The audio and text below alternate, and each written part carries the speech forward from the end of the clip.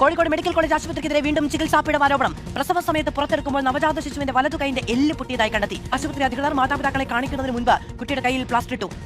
പിഴവ് കാരണം പറ്റിയ സംഭവം.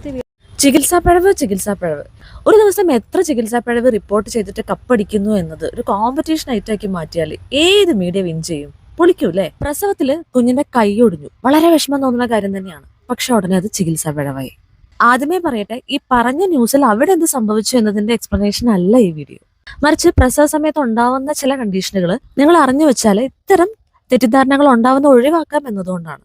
വെറും രാഷ്ട്രീയ താല്പര്യത്തിനും കോർപ്പറേറ്റ്സിനും വേണ്ടി പേഷ്യന്റ് ഡോക്ടർ ട്രസ്റ്റ് കുറച്ചുകൊണ്ടിരിക്കാൻ വേണ്ടി മീഡിയാസ് ഇങ്ങനെ ബുദ്ധിമുട്ടുന്നിടത്ത് കോംപ്ലിക്കേഷൻസ് അറിഞ്ഞു വെക്കുന്നത് എപ്പോഴും നല്ലതാണ്.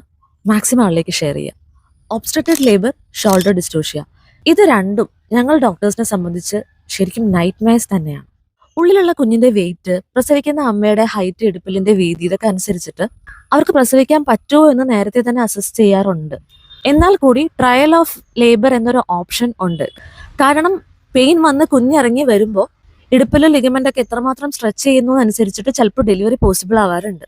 ഈ CPD സാധ്യത ഉള്ളവരെ ട്രയൽ കൊടുക്കാതെ നേരത്തെ കൂട്ടി സിസേറിയൻ ചെയ്താൽ അതിന് ഡോക്ടറെ തന്നെയാണ് പഴിക്കുക, അല്ലെ? എന്നാൽ എല്ലാം മര്യാദയ്ക്ക് നടന്നിട്ട് അവസാന നിമിഷം സ്റ്റക്കായി CS വേണ്ടി വന്നേക്കാവുന്ന ഒബ്സ്ട്രക്റ്റഡ് ലേബർ, കുഞ്ഞിന്റെ തല വെളിയിൽ വന്നിട്ട് ഷോൾഡർ സ്റ്റക്കാവുന്ന ഷോൾഡർ ഡിസ്റ്റോഷ്യ, ഇവ രണ്ടും മിനിറ്റുകൾക്കുള്ളിൽ കുഞ്ഞ് വെളിയിൽ എത്തിയില്ലെങ്കിൽ ജീവൻ പോകുന്നുള്ള അവസ്ഥയിൽ കുഞ്ഞിനെ രക്ഷിച്ചെടുക്കുമ്പോൾ കുഞ്ഞിന് പരുക്കുകൾ, നെർവ് ഇഞ്ചുറി, എല്ലിന് പൊട്ടൽ ഇവയൊക്കെ ഉണ്ടാവുന്നത് സാധാരണയാണ്.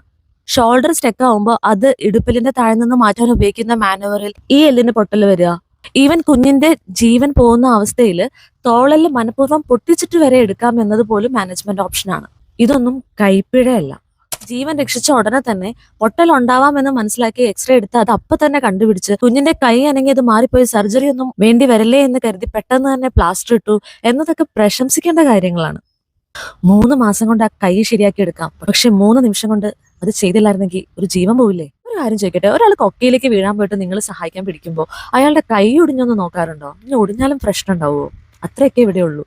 ഇതും ചികിത്സാ പിഴവാക്കിയിട്ട് ആരോപണങ്ങൾ ഉണ്ടാക്കുമ്പോൾ ആ സമയത്ത് അത്രയും റിസ്ക് എടുത്ത ഡോക്ടർക്ക് ഫീൽ ചെയ്യുന്നത് എന്തായിരിക്കും എന്ന് ചിന്തിച്ചേ. ഇനി ഒരു പോസിബിൾ CPD കേസിൽ ഒരു ഡോക്ടർ ചിന്തിക്കുന്നത് ഒരു ട്രയൽ ഓഫ് ലേബർ എടുക്കാനാവോ, അതോ നേരത്തെ കൂട്ടി സിസേറിയൻ ചെയ്യാനായിരിക്കുമോ?